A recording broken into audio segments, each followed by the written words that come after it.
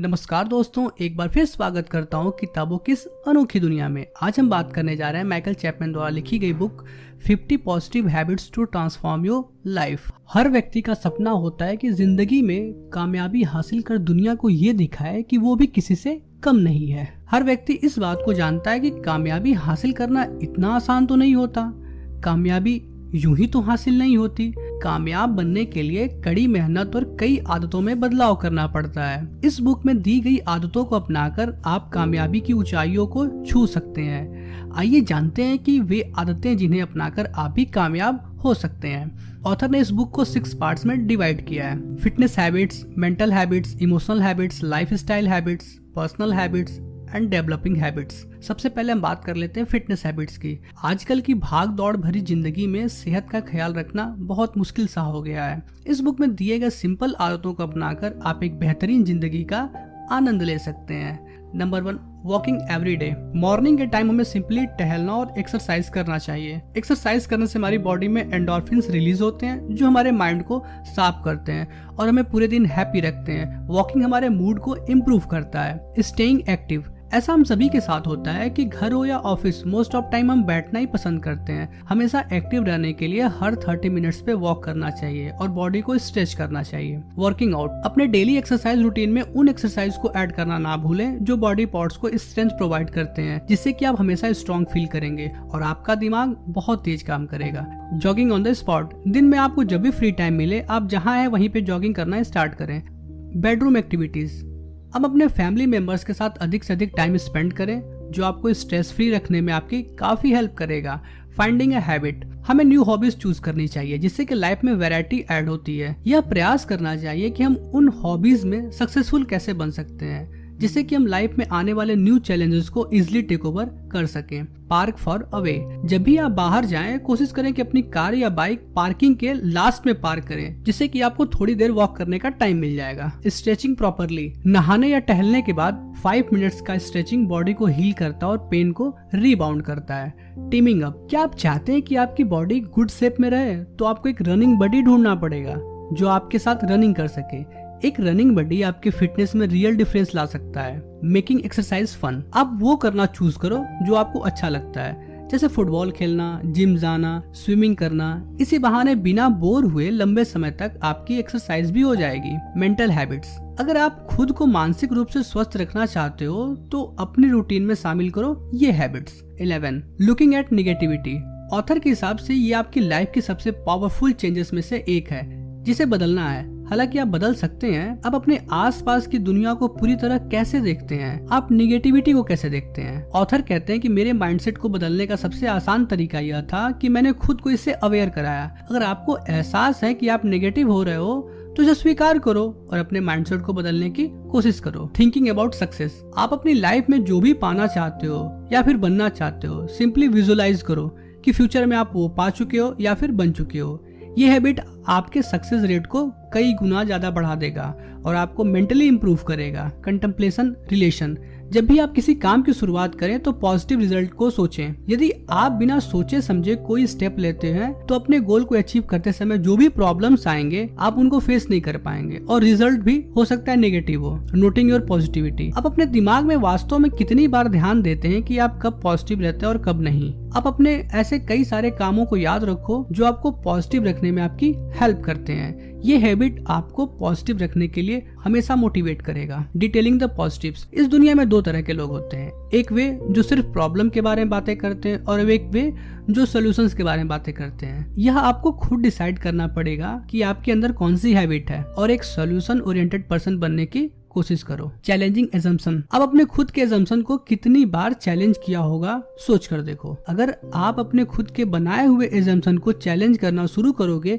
तभी आप खुद को एक्सप्लोर कर पाओगे और नए चैलेंजेस के लिए खुद को अनुकूल बना पाओगे। एक्सेप्टिंग योर सक्सेस, जब भी लाइफ में कुछ अचीव करें तो सक्सेस को सेलिब्रेट करें और आप कैसे सफल हुए इसे हमेशा याद रखें। यही छोटे सक्सेसफुल मोमेंट्स हमें बड़े गोल को अचीव करने में हेल्प करते हैं। रिव्यूइंग योर फेल्योर्स, जैसे सफलता को समझना और अपनाना जरूरी है वैसे ही अपनी लाइफ में आने वाले फेल्योर के बारे में पता लगाएं। ऐसी कौन सी गलती की जिसकी वजह से आप असफल हुए, जिससे आगे आने वाली असफलताओं से बचा जा सके। Next is mind games. जिस तरह हम अपनी बॉडी को फिट रखने के लिए एक्सरसाइज करते हैं या फिर गेम्स खेलते हैं, ठीक उसी तरह से हम डेली रूटीन में ब्रेन को नए टास्क देकर माइंड को शार्प और मेमोरी को बूस्ट कर सकते हैं। यदि आप ये सीखना चाहते हैं कि माइंड 100% कैसे काम करता है, तो आपके लिए जिम क्विक की बुक लिमिटलेस की समरी का लिंक मैं नीचे डिस्क्रिप्शन बॉक्स में दे दूंगा, आप वहां से जाके देख सकते हैं। Force of attraction. क्या आप किसी चीज को पाने के लिए पूरे दिन में एक भी बार विश करते हैं? यदि नहीं तो करना शुरू कर दीजिए। किसी चीज के बारे में सपने देखना और सोचना उसे सच करने में मदद करता है। Emotional habits. एक बात हमेशा याद रखें, इमोशनल व्यक्ति कभी सफल नहीं होता। ऑथर आपको यहाँ उन तरीकों के बारे में बताएंगे जो आपके इमोशन को कंट्रोल करने में आपकी हेल्प करेगा। Meditate for success. ध्यान या मेडिटेशन इमोशनल को कंट्रोल करने का सबसे बेस्ट तरीका है। मेडिटेशन का कोई फिक्स रूल नहीं होता, आप जिस भी पोजीशन में कंफर्टेबल फील करें उसी पोजीशन में मेडिटेशन करें। Diaphragmatic breathing. Human brain body के 20% ऑक्सीजन को कंज्यूम करता है। हमें अपनी ब्रीदिंग पर ध्यान देते हुए रुक रुक कर स्लो ब्रीदिंग करनी चाहिए, जो आपके फोकस को बढ़ाता है। Walking meditation. यदि आपका ध्यान चलने के तरीके पर रहता है तो आपके माइंड में हमेशा क्लैरिटी बनी रहेगी और आप बिना कंफ्यूजन के डिसीजन ले सकते हैं। Identifying emotions. अपने इमोशन को कंट्रोल करने का एक अच्छा तरीका यह है कि जब भी आप इमोशनल हो तो उस इमोशंस को वर्ड में डिस्क्राइब करें या फिर उन्हें लिखें और उन शब्दों के मतलब को समझने का प्रयास करें। Putting perspective together. हमारे आसपास बहुत सी चीजें अच्छी होती हैं और बहुत सी चीजें गलत होती हैं। 10 मिनट का समय निकालकर दोनों सिचुएशन को समझने का प्रयास करें, जो आपको सक्सेस और फेलियर को समझने में काफी मदद करेगा। 5 मिनट ब्रेक्स। कभी भी एक ही तरह का काम बहुत देर तक करने से बचें। बहुत देर तक एक ही काम करने से आपकी प्रोडक्टिविटी कम हो जाएगी।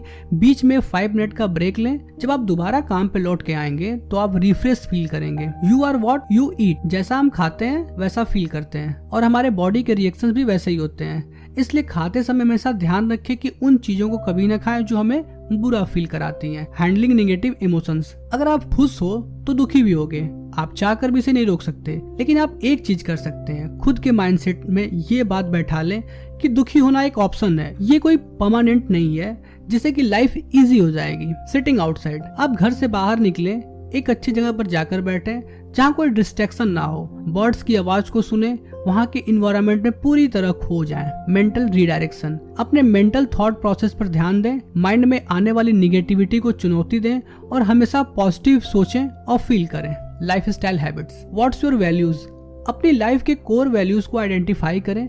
यदि आपके द्वारा लिए गए फैसले आपकी वैल्यूज में फिट बैठते हैं तो आप मेंटली स्ट्रांग होते जाएंगे अपनी लाइफ के गोल्स और ड्रीम्स को अचीव करने के लिए। What's your passion. खुद को बेहतर तरीके से समझने के लिए आपको अपनी लाइफ के पैशन का पता लगाना चाहिए। ऐसी कौन सी चीज है जो आपको आगे बढ़ने के लिए मोटिवेट करती है, जिससे कि आपकी लाइफ के एम और डिजायर्स भी क्लियर हो जाएंगे। Creating a vision. जितने भी मोस्ट पावरफुल लोग हैं, सबका एक ड्रीम या विजन है। उसी तरह से आपको भी अपना विजन क्लियर होना चाहिए कि आप कहां पहुंचना चाहते हैं। Inspiring yourself. इससे रिलेटेड हम पहले भी बातें कर चुके हैं। खुद को इंस्पायर करने का सबसे आसान तरीका यह है कि जब भी आप कहीं अटके, अपनी पुरानी सफलताओं को याद करें कि कैसे आप सफल हुए, उससे सीखें और मूव ऑन करें। Challenging beliefs. अपने बनाए हुए खुद के बिलीफ सिस्टम को चैलेंज करने के लिए ऐसे पर्सन से आर्गुमेंट करें जो आपसे अलग बिलीफ सिस्टम रखता हो।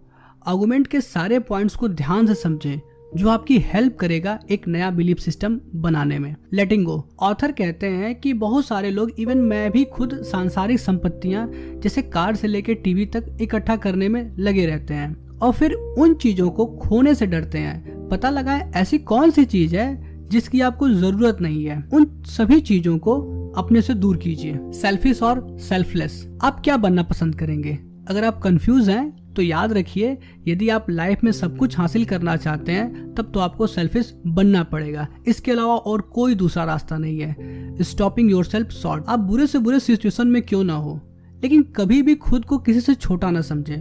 ऑथर आपको सलाह देते हैं कि आपको वो चूज करना चाहिए जो आपको पसंद हो, ना कि दूसरों को। Defeating excuses. हमारे माइंड की सबसे बड़ी प्रॉब्लम ये है कि वो आपके साथ हो रहे गलत चीजों को एक्सेप्ट नहीं करना चाहता, इसलिए उसे ओवरकम करने के लिए एक्सक्यूजेस ढूंढता है। इससे बचने के लिए आपको अपनी गलतियों को एक्सेप्ट करना होगा, उसे दूर करने का सही तरीका ढूंढना होगा ताकि इन फ्यूचर आप उन गलतियों को रिपीट ना करें। क्रिएटिंग नॉट रिएक्टिंग, हमेशा एक क्रिएटिव पर्सन बनने की कोशिश करें, ना कि रिएक्टिव, क्योंकि रिएक्शंस आमतौर पे बिना सोचे समझे तनावपूर्ण और आक्रामक होते हैं, लेकिन क्रिएशन सोच समझकर और शांत ढंग से होता है, जिससे आप सही फैसले ले पाएंगे। पर्सनल हैबिट, अब बात करते हैं पर्सनल हैबिट्स की। सिंप्लीफाइंग योर डे, अपने दिन को आसान बनाने का सबसे आसान तरीका है कि वो सभी बेकार के काम करना बंद करें जो आपको डिस्ट्रैक्ट करता है, जिससे कि आप टाइम भी बचा सकते हैं और प्रोडक्टिविटी को इंक्रीज कर सकते हैं।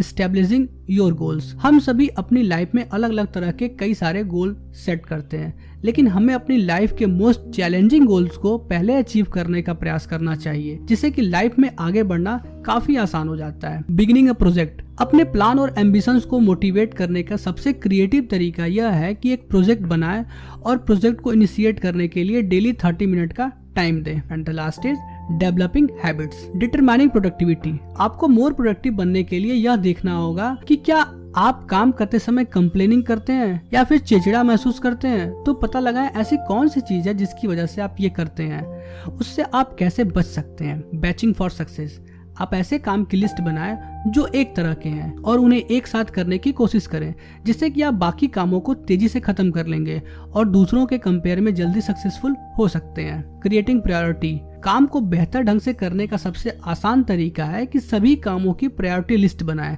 जिससे आपको यह पता चलता रहेगा कि कौन से काम जरूरी हैं और कौन से नहीं। वेकिंग अर्लियर, आपको सुबह में जिस समय उठने की आदत हो उससे 1 घंटा पहले उठने के लिए अलार्म लगाएं। आप ये महसूस करेंगे कि वो 1 घंटा आपको पॉजिटिव फील कराएगा और प्रोडक्टिविटी को इंक्रीज करेगा। वर्किंग इन बल्क, थोड़े थोड़े समय में काम करने से अच्छा है आप एक बार में 3 से 4 घंटे के लिए काम करें और बीच बीच में ब्रेक लेते रहें। लर्न टू से नो, आप उन सभी कामों को ना कहना सीखें जो आप नहीं करना चाहते। ऐसी चीजें जो आपको खुशी नहीं देती उन्हें आप ना कहकर कंफर्टेबल फील करेंगे और खुद की लाइफ और एक्शंस पे आपका ज्यादा कंट्रोल होगा। And the last is follow all rules, इस बुक की सारी आदतों को फॉलो करें।